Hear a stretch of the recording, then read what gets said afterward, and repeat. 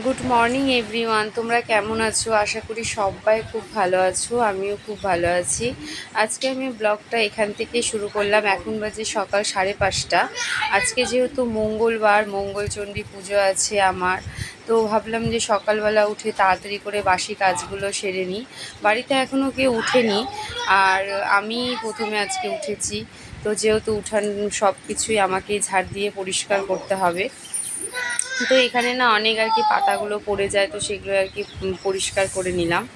আর তারপরে হচ্ছে এখানে হচ্ছে আমি উঠোনটা ঝাড় দিয়ে দিচ্ছি। পরিবারের জন্য তুমি যতই করো, যতই মানে জীবন প্রাণ দিয়ে যতই করো, তাও পরিবারের মানুষের লোকেরা বলে হ্যাঁ তুমি কি করেছো কি করেছো, এটাই সত্যি বাস্তব। কিন্তু দেখো, মেয়েদের হচ্ছে সকাল থেকে সংসারের জন্য যুদ্ধ করেই যেতে হয়। একটার পর একটা কাজ, একটার পর একটা মানে সংসারের কাজ চলছেই। তো যাই হোক, এখানে আমি ভালো করে উঠোনটা ঝাড় দিয়ে দিলাম। আর ঝাড় দেওয়ার পর আর কি গেটটা লাগানো ছিল, সেটা আর কি খুলে নিলাম।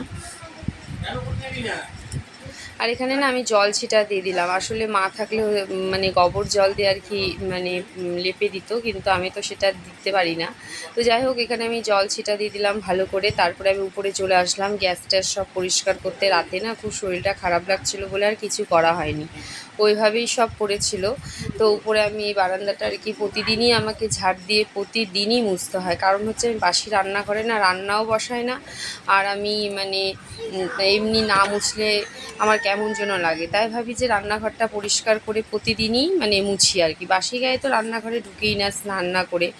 আর হচ্ছে আমাকে ডেইলি ছাদ ঝাড় দিতে হয়, কারণ আমাদের মনসা মন্দির উপরে আছে। আর তার মধ্যে ছাদটা আমাদের এটা ওটা মানে এটা ওটা পড়ে থাকে, যেহেতু আমাদের উপরেই রান্নাঘর, এই জন্য আমাকে প্রতিদিনই ঝাড় দিতে হয় আর কি। আর এখানে এই যে আমি রান্নাঘরটা মানে উপরের জায়গাটা আর কি আমি মুছে পরিষ্কার করে নিলাম। আর দেখবা, পরিষ্কার পরিচ্ছন্ন করলে ভালো লাগে। তারপরে আমি নিচে চলে আসলাম। নিচে এসে বারান্দা ঘর টর সব মুছবো।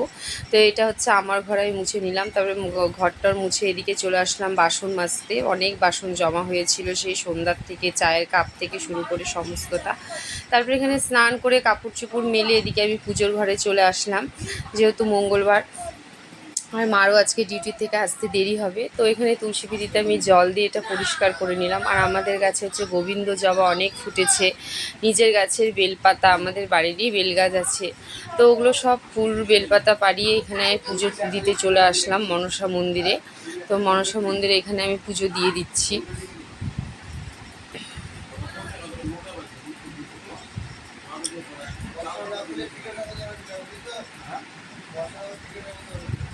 তারপরে মনসা মন্দিরে এখানে পুজো সেরে আমি মঙ্গলচণ্ডীর পুজো যেহেতু ওই দাদুর বাড়িতে করতে যাব, তো সেখানে সেই জন্য হচ্ছে আমি ফল টলগুলো সব আর কি বানিয়ে নিলাম।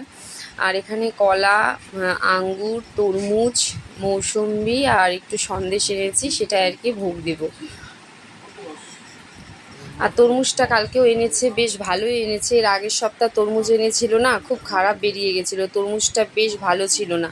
কিন্তু দেখবে তরমুজ যদি লাল হয় না, খুব ভাল লাগে, খুশি খুশি লাগে না? তরমুজটা বেশ লাল হয়েছে, ভাল লাগে আর কি এটাই। তারপরে এই যে এদিকে হচ্ছে আমি এগুলো সব নিচে ফেলে দিলাম, পরে ওগুলো উঠিয়ে নিব। আর এদিকে হচ্ছে আমি একটা মৌসম্বি কেটে দিয়ে দিলাম।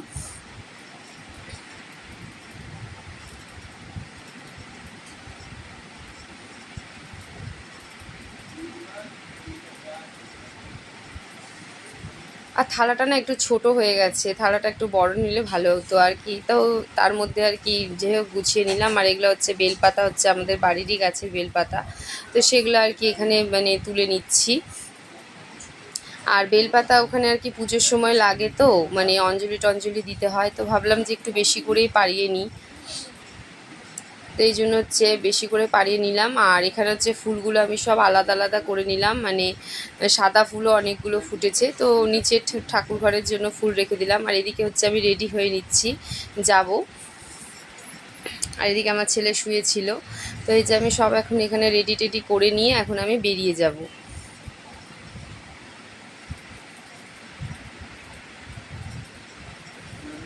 আর এখানে দিদার বাড়িতে এসে চন্দন বেটেছিলাম। আর এখানে হচ্ছে ঠাকুরের জন্য ফুলের মালা করছি, মানে ঠাকুরকে আর কি পরানোর জন্য।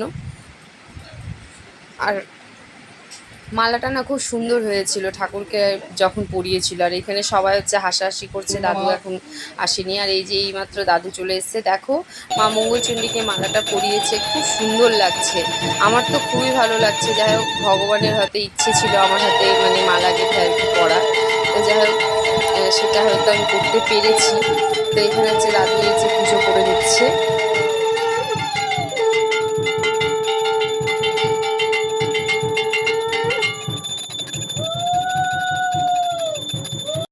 আর এখানে হচ্ছে সবাই অঞ্জলি দেওয়ার জন্য আর কি বসে আছে। তো সবাই আমরা আর কি অঞ্জলি দিব।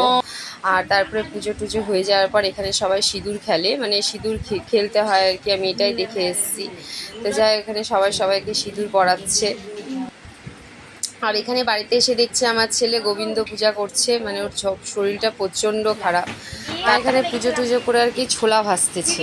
আসলাম, পূজা পাল করলাম, করে এই যে ছোলাগুলাকে আমি কাঁচা লঙ্কা দিয়ে সন্দক লবণ দিয়ে এখন একটু সাদা তেল দিয়ে ভাজা ভাজা করছি। এই রাতে দিনের বেলা এটা সেবা নিব, ভোগ নিব। আর রুটি বৌমা খেতে পারে না, তো এই জন্য রুটিটা করবো না। আর ভাবছি সন্ধ্যাবেলা ডালিয়া করে নিয়ে আমিও ডিউটি যাব, আর বৌমারা ছেলে পেলেরাও খাবে। এই জন্য ছোলাটাকে লবণ দিয়ে সন্দক লবণ দিয়ে ভাজা ভাজা করছি।